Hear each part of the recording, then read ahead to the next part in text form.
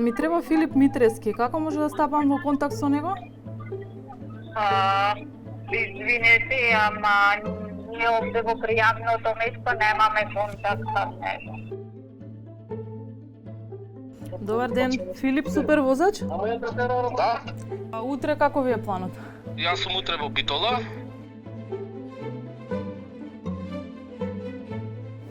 Јас сум моментално во Скопје. Зошто се предомисливте? Па немам искуство јас за зборење на камера сега. Право интервју ова да ми биете.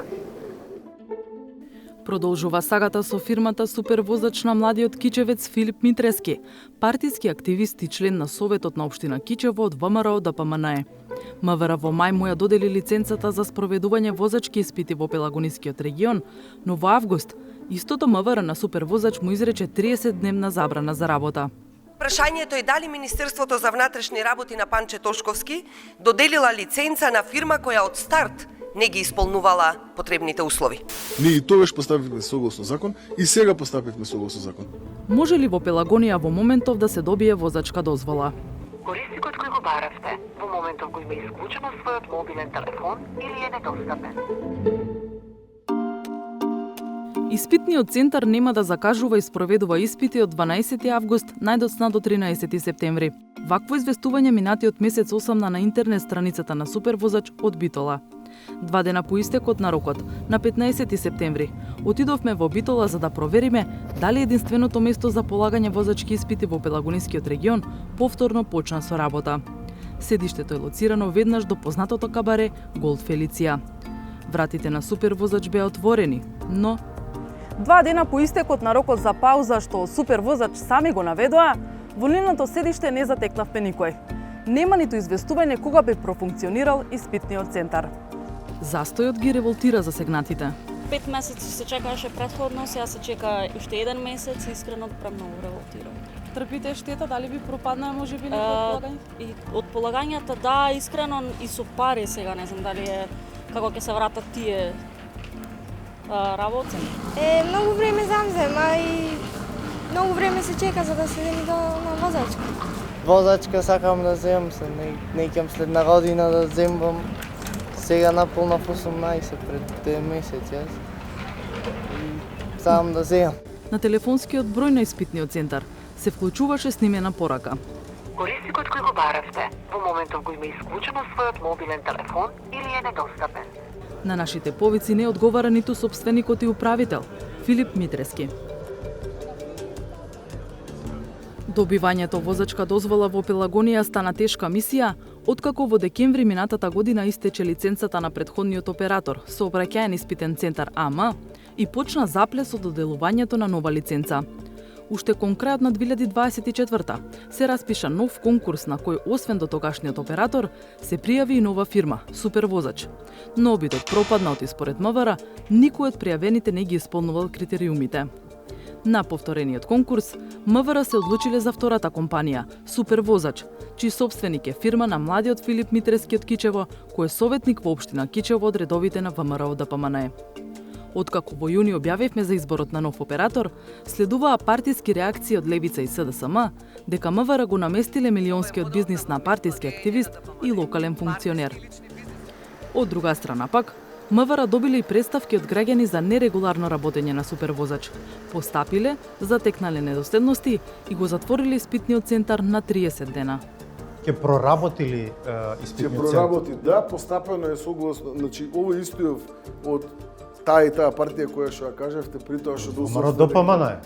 Така де, што бил собственик на правното лице, Министерството за внатрешни работи му донесе забрана за работа во трајање од 30 дена, мислам дека така беше, заради тоа што неколку месеци од кога ја добил лиценцата, не ги испочитувал условите кои што требало да ги испочитува за да функционира овој испитен центар. Има ли внатре партиска, внатре ВМРО-вска препирка тука во овој случај? Не.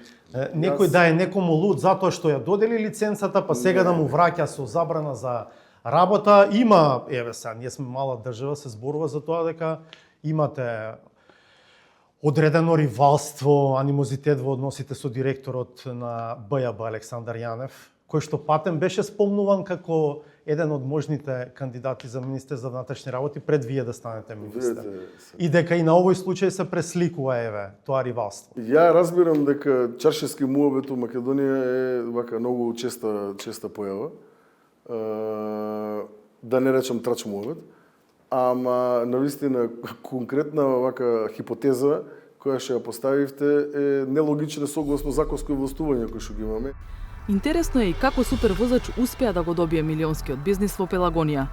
Уште кога со конкурентот СИД сам аплицирале на огласот на МВР, должни биле да исполнат низа услови, меѓу кои да обезбедат полигон за секое пријавно место. Во Пелагонискиот регион тоа го вклучува и Ресен. А Ресен има само еден полигон. Тоа е на Друштвото за обука на кандидати за возачи Автошкола Доел Сдружение на возачи Ресен. Собственичка и управителка е Билјана Бузлевски, сопруга на Александар Бузлевски, кандидат на СДСМ за градоначалник на Ресен, и син на Димитар Бузлевски, поранешен градоначалник на Ресен. Сето ова е важно затоа што газдите на полигонот во Ресен потпишале договор за изнајмување на објектот со фирмата на функционерот на ВМРО ДПМН од Кичево, супервозач, но не му го изнајмиле објектот и на другиот конкурент на конкурсот, СИЦ-АМ, со што практично пресудиле кој ќе ја добие лиценцата. Поради ова, СИЦ-АМ се жалеа пред Комисијата за заштита на конкуренцијата и добија конечно известување за утврдена фактичка состојба, документ во кој 360 степени имаше увид.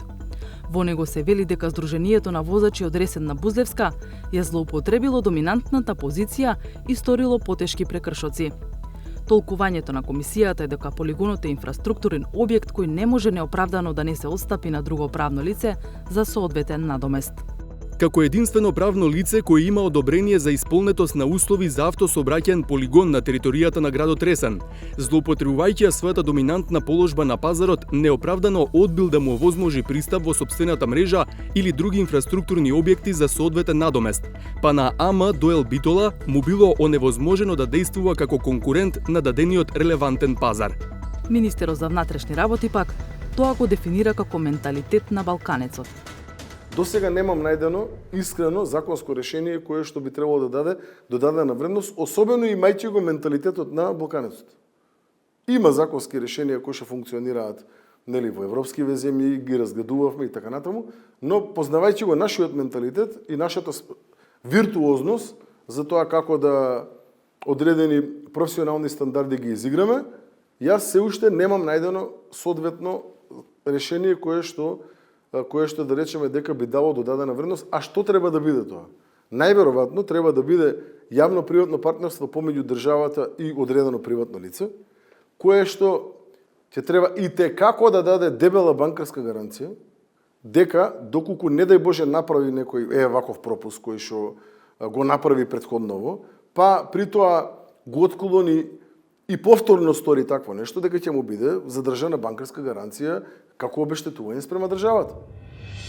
Законот предвидува парична казна од 10% од вкупниот годишен приход, а во конкретниот случај, казната за фирмата на Бузлевска од Ресен за нарушување на конкуренцијата изнесува околу 12.000 евра. Но случајот со супервозач отвора дилема. Дали може со злоупотреба на доминантна позиција да се елиминира конкуренција за милионски бизнис, а за тоа да се плати само символична казна? Универзитетскиот професор Горан Коевски вели дека законот е добар и дека во тој домен целосно е пресликано правото на Европската Унија. Немаме некоја разлика во поглед на Европа и кај ни важи тоа правило 10% од вкупниот годишен остварен приход дека може да биде максималната казна која ќе се изрече. И сега во зависност од тоа колку остварува вкупен приход одредено друштво на пазарот, не би рекол дека е мал ако се изрече максимумот од 10%. Нели тука има некакви индикатори дали тоа може да се ублажи, колку време трае таа повреда и така натаму. Инаку сама по себе доминантната позиција на пазарот не е казнива. Казнива е доколку ја злоупотребувате на штета на други учесници на пазарот. Така што тоа е повторно од договорот за функционирање на Европската Унија, тоа се членовите 101 и 102 исто се пресликани до збор.